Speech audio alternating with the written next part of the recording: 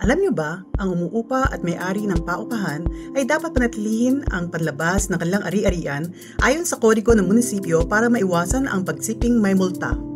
Ito ang mga karaniwang panlabas na paglabag at simpleng hakbang para maiwasan ang pagsipi. Alisin ang mga basura, tabla, dumi, gamit sa bahay at iba pang mga labi na tanaw mula sa kalye. Tumawag sa 311 o bisitahin ang 311sanjoseca.gov para ma-schedule ang libreng pickup ng malalaking item. Huwag pumarada sa hindi sementado gaya ng damuhan, turf, graba o lupa o sa pagitan ng bangketa at daanan. Sa halip, iparada ang mga sasakyan sa driveway, sa garahe o sa kalye. Huwag simentohin ang harap ng bahay. Pwede kang masita at kailangang alisin ang simento. Kung hindi gumagana ang iyong sasakyan, ayusin o itago ito sa garahe. Huwag ito iparada sa lugar na tanaw mula sa kalye ng higit sa 72 oras.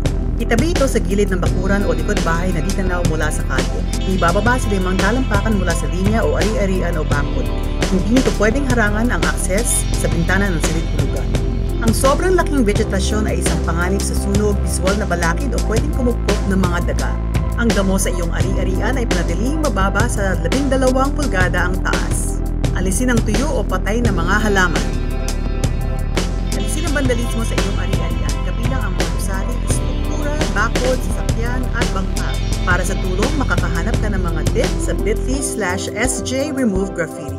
Mangyaring palaging iulat ang posibilidad ng vandalismo na uugnay sa gang sa 311.sanjoseca.gov o tumawag sa 311. Gawin ang mga hakbang sa panlabas na kondisyon ng iyong ari-arian para sumunod sa kodigo ng munisipyo at nang maiwasan ang isang magastos na pagsipi.